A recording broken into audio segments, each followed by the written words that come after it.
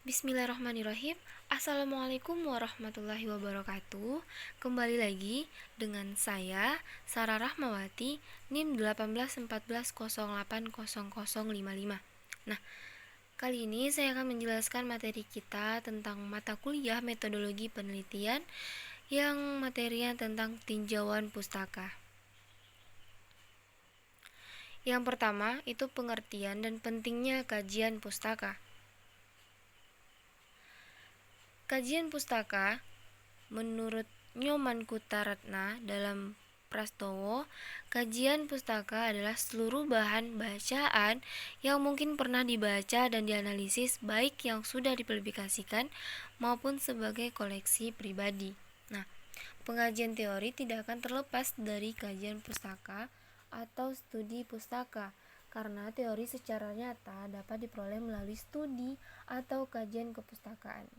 Nazir pada tahun 2005 menyatakan bahwa studi kepustakaan atau studi literatur selain dari mencari sumber data sekunder yang akan mendukung penelitian juga diperlukan untuk mengetahui sampai kemana ilmu yang berhubungan dengan penelitian telah berkembang, sampai kemana terdapat kesimpulan dan generalisasi yang pernah dibuat sehingga situasi yang diperlukan diperoleh.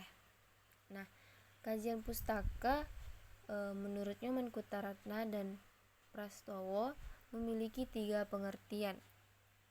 Nah, yang pertama, kajian pustaka itu adalah seluruh bahan bacaan yang mungkin pernah dibaca dan dianalisis baik yang sudah dipublikasikan maupun sebagai koleksi pribadi. Yang kedua, kajian pustaka sering dikaitkan dengan kerangka teori atau landasan teori, yaitu teori-teori yang digunakan untuk menganalisis objek penelitian. Oleh sebab itu, sebagai peneliti menggabungkan kajian pustaka dengan kerangka teori. Lalu yang ketiga, itu kajian pustaka itu adalah bahan-bahan bacaan yang secara khusus berkaitan dengan objek penelitian yang sedang dikaji.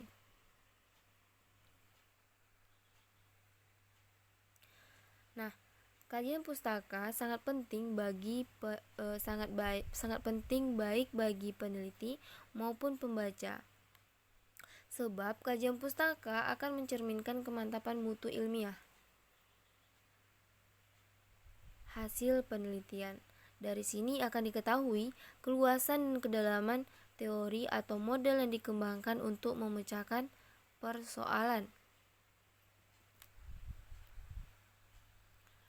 Selanjutnya, cara menyusun kajian pustaka.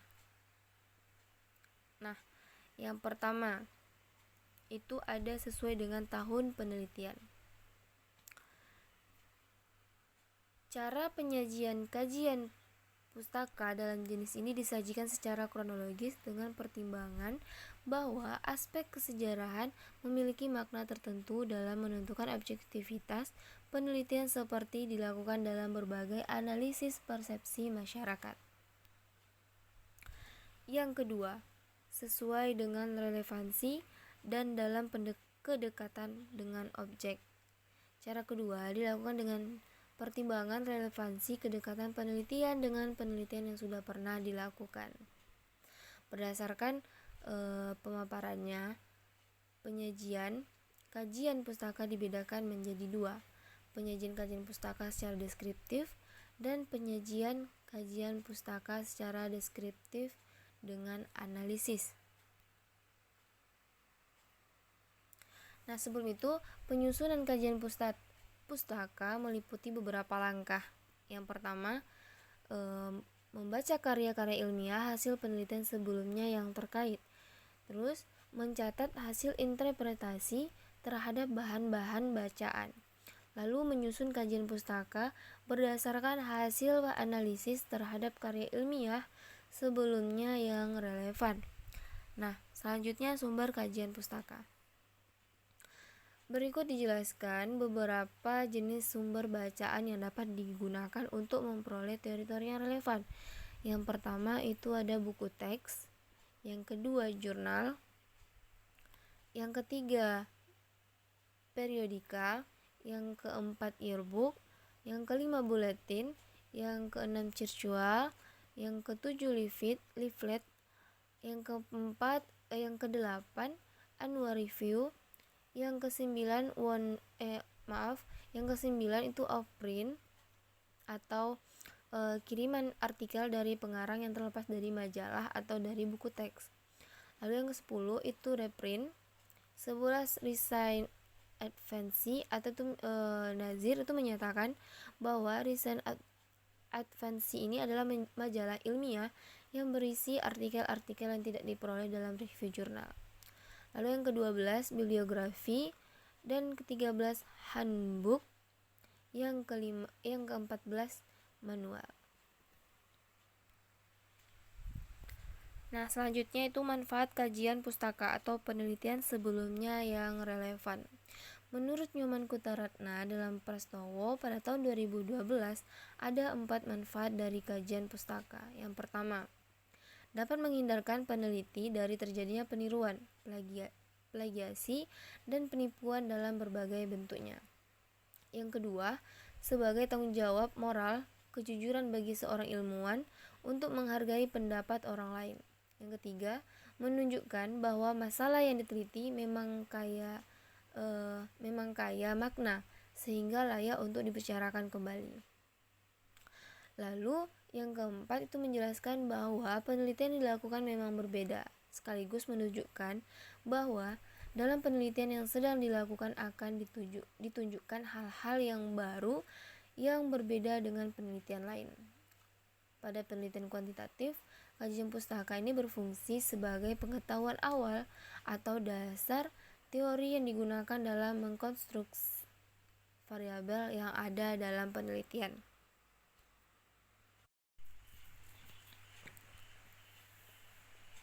Nah, selanjutnya bagian proposal atau persiapan penelitian yang membutuhkan kajian pustaka. Yang pertama, fungsi kajian pustaka dalam penelitian. Kajian pustaka memiliki beberapa fungsi vital yang di dalamnya terdapat aspek-aspek manfaat dalam penggunaannya. Nah, yang pertama itu mengungkapkan penelitian-penelitian yang serupa dengan penelitian yang akan kita lakukan atau teman-teman lakukan. Nah, dalam hal ini diperhatikan pula cara penelitian-penelitian tersebut menjawab permasalahan yang merancang metode penelitiannya. Yang kedua, membantu memberi gambaran tentang metode dan teknik yang dipakai dalam penelitian yang mempunyai permasalahan serupa atau mirip penelitian yang dihadapi. Yang ketiga, mengungkapkan sumber-sumber data atau judul-judul pustaka yang berkaitan yang mungkin belum kita ketahui sebelumnya. Nah, yang keempat, mengenal peneliti-peneliti yang karyanya penting dalam permasalahan yang dihadapi atau yang mungkin dapat dijadikan narasumber atau dapat ditelusuri karya-karya tulisnya yang lain yang mungkin terkait. Nah, yang kelima itu memperlihatkan kedudukan penelitian yang akan teman-teman lakukan dalam sejarah perkembangan dan konteks ilmu pengetahuan atau teori tempat penelitian ini berada. Nah, yang keenam, mengungkapkan ide-ide dan pendekatan-pendekatan yang mungkin belum kita kenal sebelumnya. Yang ketujuh, membuktikan keaslian penelitian atau bahwa penelitian yang kita lakukan berbeda dengan penelitian-penelitian sebelumnya. Lalu yang kedelapan, mampu menambah percaya diri kita pada topik yang kita pilih karena telah ada pihak-pihak lain yang sebelumnya kita tertarik pada topik tersebut dan mereka telah mencurahkan tenaga, waktu, dan biaya untuk meneliti topik tersebut. Nah, ada juga kajian pustaka di berbagai macam penelitian. Yang pertama itu ada kuantitatif. Nah, kuantitatif ini sebelum mengajukan hipotesis, peneliti wajib mengkaji teori-teori dan hasil penelitian yang relevan dengan masalah yang diteliti yang dipaparkan dalam bab kajian pustaka. Kajian pustaka di sini memuat dua hal pokok. Yang pertama, deskripsi teoritis tentang objek atau variabel yang diteliti. Yang kedua, kesimpulan tentang kajian yang di antara lain berupa argumentasi atas hipotesis yang diajukan. Nah, untuk dapat memberikan deskripsi teoritis terhadap variabel yang diteliti, maka diperlukan kajian teori yang mendalam. Selanjutnya, argumentasi atas hipotesis yang diajukan menuntut peneliti untuk mengintegrasikan teori yang dipilih sebagai landasan penelitian dengan hasil kajian mengenai temuan penelitian yang relevan. Pada bagian akhir dari kajian pustaka dalam tesis dan disertasi penelitian kuantitatif perlu ada bagian tersendiri yang berisi penjelasan tentang pandangan atau kerangka berpikir yang digunakan peneliti berdasarkan teori-teori yang dikaji. Nah, yang kedua, kualitatif. Dalam penelitian kualitatif, kajian pustaka atau literatur review merupakan bagian yang sangat penting, berbeda dengan penelitian kuantitatif. Nah, tujuan pokok melakukan kajian pustaka dalam penelitian kualitatif ini bukan untuk mengemukakan teori yang relevan, yang kemudian dideduksikan pada gejala yang hendak diteliti, untuk kemudian peneliti membangun hipotesis dan mengupayakan operasionalisasi konsep serta kemudian pengukuran-pengukuran, melainkan untuk melakukan jelajahan literatur guna menemukan beberapa hal. Misalnya, gambaran bagaimana penelitian dengan topik yang sama atau mirip telah dilakukan oleh peneliti lain. Penggunaan konsep-konsep tertentu oleh peneliti lain yang mungkin juga akan digunakan atau setidaknya dianggap relevan. Nah, dan temuan-temuan empirik oleh penelitian lain yang mungkin dapat dirujuk.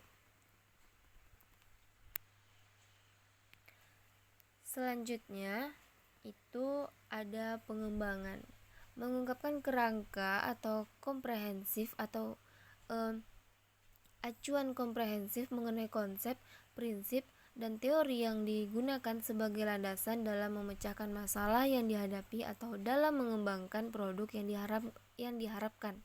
Nah, uraian-uraian dalam bab ini diharapkan menjadi landasan teoretik. Mengapa? Mengapa masalah itu perlu dipecahkan dan mengapa cara pengembangan produk tersebut dipilih. Di samping itu,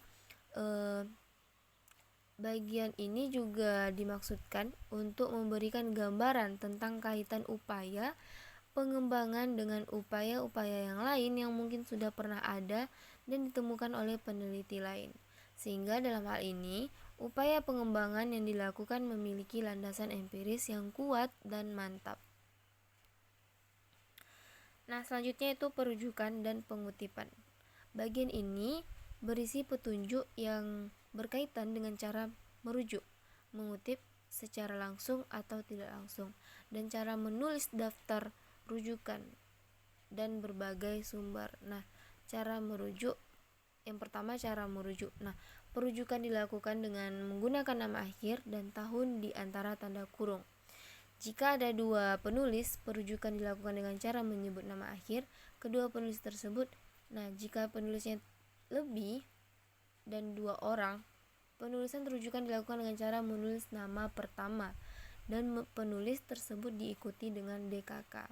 Jika nama penulis tidak disebutkan, yang dicantumkan dalam rujukan itu adalah nama lembaga yang menerbitkan, nama dokumen yang diterbitkan, atau nama koran.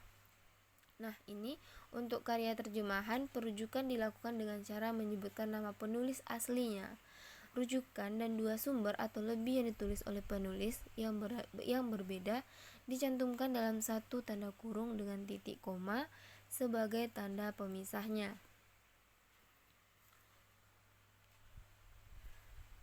Nah, selanjutnya itu format proposal kajian pustaka. Yang pertama itu adalah latar belakang masalah. Bagian ini berisi uraian atau gambaran umum yang dapat diperoleh dari koran, majalah, buku, jurnal, laporan penelitian, seminar, atau keadaan lapangan mengenai hal-hal yang ada kaitannya dengan masalah yang diteliti. Gambaran umum ini dapat bersifat mendukung atau menunjang pendapat peneliti, ataupun bersifat tidak mendukung atau menolak harapan peneliti. Selain itu juga dipaparkan uraian pemantapan terhadap pemahaman masalah. Misalnya, mengapa masalah yang dikemukakan dipandang menarik, penting, dan perlu ditelaah. Nah, yang kedua ada rumusan masalah. Nah, bagian ini merupakan pengembangan dari uraian latar belakang masalah yang menunjukkan bahwa masalah yang akan ditelaah memang belum terjawab atau belum dipecahkan secara memuaskan. Nah, uraian tersebut didukung berbagai publikasi yang berhubungan dengan masalah yang dikaji, yang mencakup aspek yang dikaji, konsep-konsep yang berkaitan dengan hal yang akan ditulis, dan teori yang melandasi kajian. Pembahasan ini hanya berisi uraian yang memang relevan dengan masalah yang akan dikaji, serta disajikan secara sistematis dan terpadu. Nah, yang ketiga itu tujuan penelitian. Nah, pada bagian ini memberikan gambaran yang khusus atau spesifik mengenai arah dari kegiatan kajian kepustakaan yang dilakukan, berupa keinginan realistis peneliti tentang hasil yang akan diperoleh. Tujuan kajian harus mempunyai kaitan atau hubungan yang relevan dengan masalah yang akan diteliti. Sebagai contoh, mengkaji kehidupan orang-orang yang terkenal dalam suatu bidang studi untuk mengetahui pengalaman-pengalaman mereka, bagaimana usaha mereka untuk meneliti dan menemukan apa yang sekarang dianggap sebagai hal yang biasa. Nah, yang keempat itu ada kegunaan penelitian. Bagian ini juga memberikan gambaran yang khusus atau spesifik mengenai arah dari kegiatan kajian kepustakaan yang dilakukan berupa keinginan realistis peneliti tentang hasil yang akan diperoleh, sama dengan halnya dengan yang saya jelasin barusan tentang tujuan penelitian. Itu yang kelima, metode kajian. Nah, pada metode kajian ini menjelaskan semua langkah yang dikerjakan penulis sejak awal hingga akhir. Pada bagian ini dapat dimuat hal-hal yang berkaitan dengan anggapan-anggapan dasar atau fakta-fakta yang dipandang benar tanpa adanya verifikasi dan keterbatasan, yaitu aspek-aspek tertentu yang dijadikan kerangka berpikir.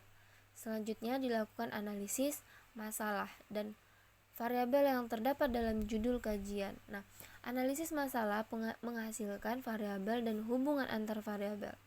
Selanjutnya dilakukan analisis variabel dengan mengajukan pertanyaan mengenai masing-masing variabel dan pertanyaan yang berkaitan dengan hubungan antar variabel. Lalu analisis ini diperlukan untuk menyusun alur berpikir dalam memecahkan masalah. Selanjutnya ada definisi istilah. Nah, pada bagian ini memberikan penjelasan mengenai istilah-istilah yang digunakan agar terdapat kesamaan penafsiran dan terhindar dari kekaburan. Bagian ini juga memberikan keterangan rinci pada bagian-bagian yang memerlukan uraian. Misalnya alat peraga, sekolah, alat ukur, lokasi atau tempat, nilai, sikap, penghasilan, keadaan atau kondisi, keadaan sosial ekonomi, status, dan sebagainya. Nah, selanjutnya itu daftar rujukan. Pada bahan pustaka yang dimasukkan dalam daftar rujukan harus sudah disebutkan dalam teks. Artinya, bahan pustaka yang hanya digunakan sebagai bahan bacaan tetapi tidak dirujuk dalam teks tidak dimasukkan dalam daftar rujukan. Nah, sebaliknya semua bahan pustaka yang disebutkan dalam skripsi, tesis, dan disertasi harus dicantumkan dalam daftar rujukan. Tata cara penulisan daftar rujukan itu yang pertama, nama penulis ditulis dengan urutan nama akhir, nama awal, nama tengah, nama atau tanpa gelar akademik. Yang kedua, tahun penerbitan. Yang ketiga, judul termasuk subjudul. Yang keempat, kota tempat penerbitan dan nama penerbit. Selanjutnya, yang ketiga itu cara-cara mengkaji bahan pustaka dan menyusun kerangka berpikir. Nah, di sini ada 5 cara menyusun kajian pustaka. Yang pertama, memilih sumber pustaka.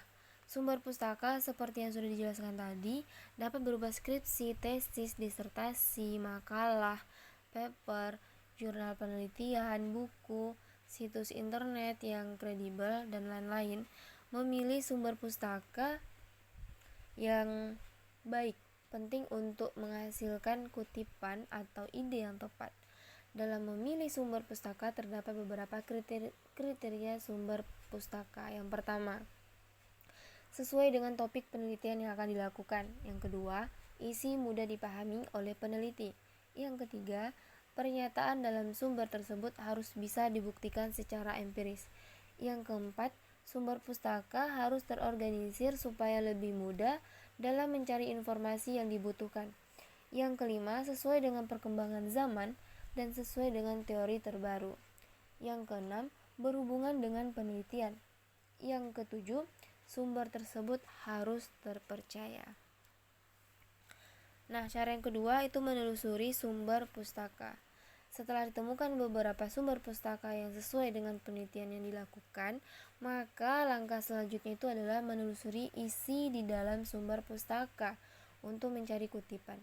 Caranya itu adalah dengan melihat daftar isi terlebih dahulu, kemudian membaca secara keseluruhan bagian sumber pustaka yang dianggap penting.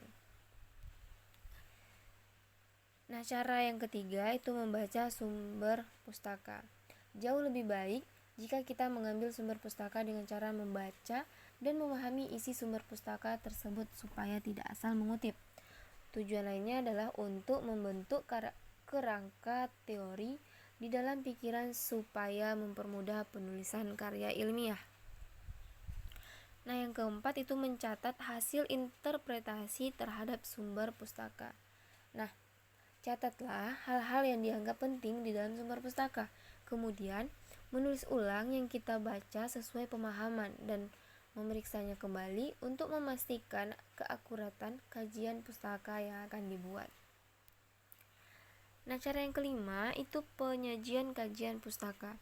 Setelah semua sumber pustaka didapatkan, maka langkah selanjutnya adalah menulis kajian pustaka.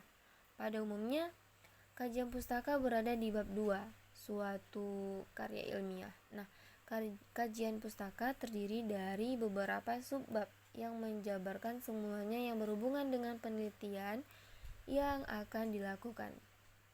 Nah, penyajian kajian pustaka dapat berupa deskriptif dan dapat pula disertai dengan analisis. Perbedaannya yaitu dalam deskriptif hanya menguraikan dengan asumsi analisis akan diuraikan di bab selanjutnya. Nah, sedangkan bila berisi analisis, maka dijabarkan tentang pendapat penulis akan kajian pustaka tersebut. Apakah akan mengkritik, menolak, menerima, atau yang lainnya. Nah, kerangka berpikir ini merupakan hipotesis yang berperan sebagai jawaban sementara. Dari teori maka akan terbentuk kerangka berpikir, dan teori kerangka berpikir tersebut kita dapat menyusun model terlebih dahulu sebelum hipotesis. Kalau teori merupakan bentuk proposisi tentang pandangan mengenai fenomena pada realitas terkait objek penelitian, adapun model merupakan gambaran abstraksi kenyataan yang merepresentasikan saran pemecahan penelitian. Nah, selanjutnya cara menyusun kerangka berpikir. Ubahnya, kerangka berpikir yang disusun dalam pola pada umumnya kerangka berpikir dalam penelitian juga tidak jauh berbeda. Awalnya kita sudah menyusun teori-teori dari setiap variabel sampai pada analisa, maka kerangka teori cukup mesintesis hasil analisa setiap teori dari variabel. Dan dalam hal ini kita tidak lagi menggunakan bahasa teori yang kita ambil, melainkan pemahaman kita sendiri yang memainkan peran. Jadi semakin baik pemahaman kita terhadap landasan teori yang dikaji dan juga analisa teorinya, maka semakin baik pula kerangka berpikirnya.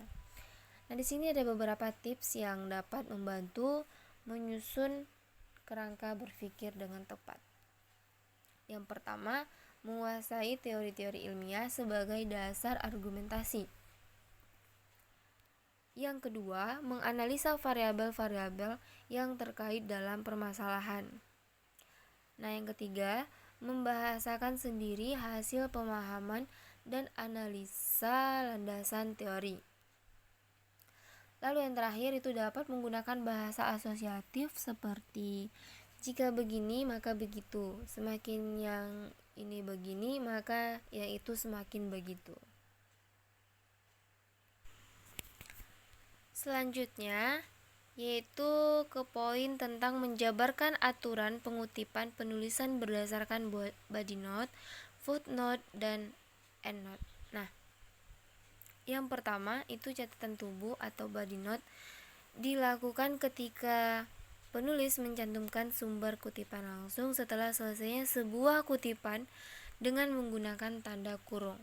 Kelebihan dari catatan tubuh ini ialah kemudahan bagi pembaca dalam mengecek sumber sebuah kutipan yang langsung terdapat sebelum atau setelah kutipan tersebut, tanpa perlu berpindah ke bagian bawah halaman. Nah, prinsip-prinsip dalam menuliskan catatan tubuh ini, yang pertama, catatan tubuh menyatu dengan naskah, hanya ditandai dengan kurung buka dan kurung tutup. Yang kedua, catatan tubuh memuat nama belakang penulis, tahun terbit buku, dan halaman yang dikutip. Yang ketiga, terdapat dua cara menuliskan catatan tubuh. Yang keempat, nama penulis, tahun terbit, dan halaman berada dalam tanda kurung. Ditempatkan setelah selesainya sebuah kutipan. Jika kutipan ini merupakan akhir kalimat, maka tanda titik ditempatkan setelah kurung tutup catatan tubuh. Nah, yang kelima, nama penulis menyatu dalam naskah tulisan, tidak berada dalam tanda kurung. Nah, sementara tahun penerbitan dan halaman berada dalam tanda kurung. Model ini biasanya ditempatkan sebelum sebuah kutipan. Nah, yang kedua, ada catatan kaki atau footnote. Nah, di sini dilakukan apabila penulis mencantumkan nomor indeks di akhir sebuah kutipan. Lalu, di bagian bawah halaman tersebut atau bagian kaki halaman terdapat keterangan nomor indeks yang menjelaskan sumber kutipan tersebut. Nah, catatan kaki ini juga mempunyai kelebihan dibandingkan dengan catatan tubuh. Yang pertama, catatan kaki mampu menunjukkan sumber referensi dengan lebih lengkap. Yang kedua, selain sebagai penunjuk referensi, catatan kaki dapat berfungsi untuk memberikan catatan penjelas yang diperlukan. Lalu yang ketiga, catatan kaki dapat digunakan untuk merujuk bagian lain dari sebuah tulisan. Berdasarkan kelebihan tersebut, catatan kaki bisa berisi penunjukan sumber kutipan atau referensi. Yang kedua, catatan penjelas. Yang ketiga,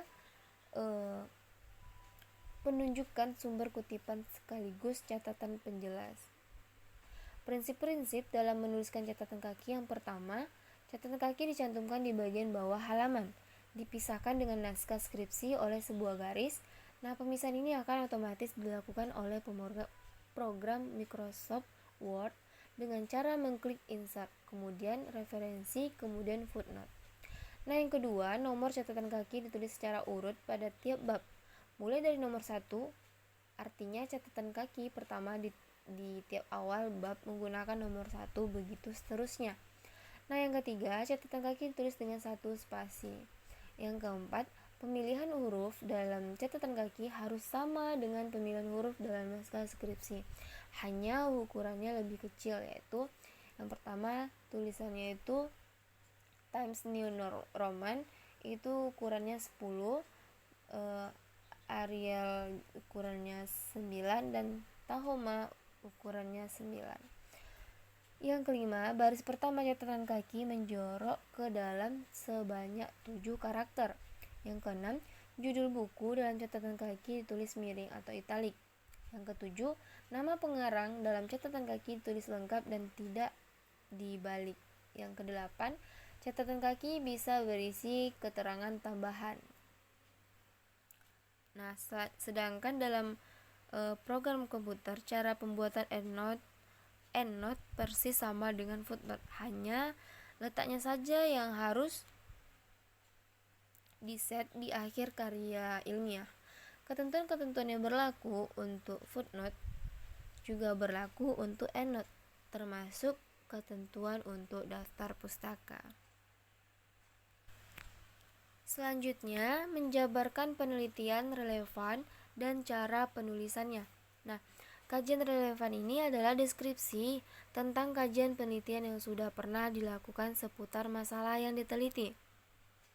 Lalu, cara penulisannya itu ialah dengan cara menghubung-hubungkan serta membandingkan fakta-fakta yang tidak pernah dilakukan jika tidak menulis dan mengamati kegiatan yang akan kita tuju.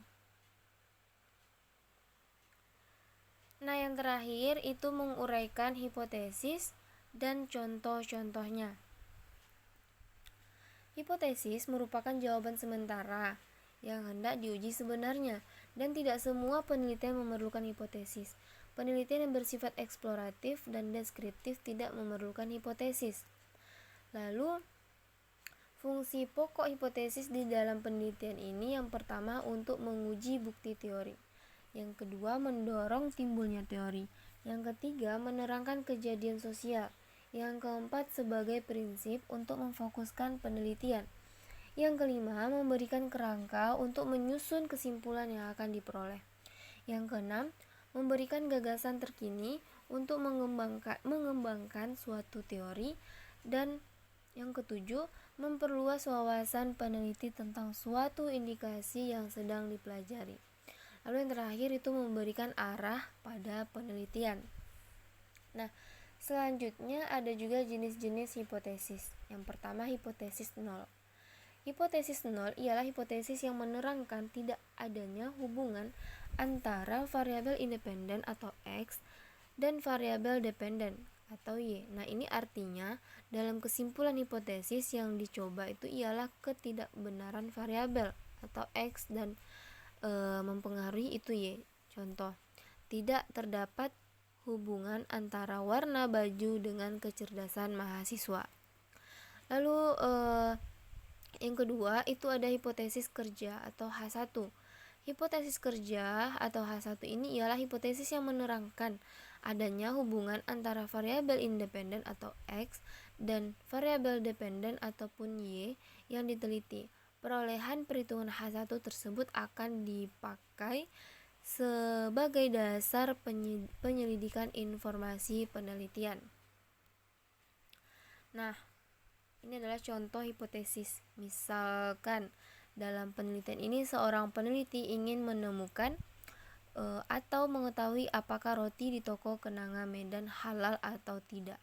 Maka rumusan masalah yang ingin dipecahkan ini untuk ini adalah apakah roti di toko kenanga Medan halal. Untuk penggunaan hipotesis ini adalah dapat dilihat bahwa dalam penelitian ini variabel yang akan digunakan adalah variabel tunggal atau mandiri, yaitu roti di toko kenanga Medan. Oleh sebab itu, terdapat dua pilihan yang dapat digunakan dalam menentukan hipotesis dari penelitian tersebut. Jadi H0 itu roti di toko kenanga Medan itu mahal. Sedangkan H1-nya itu adalah roti di toko kenanga tidak halal.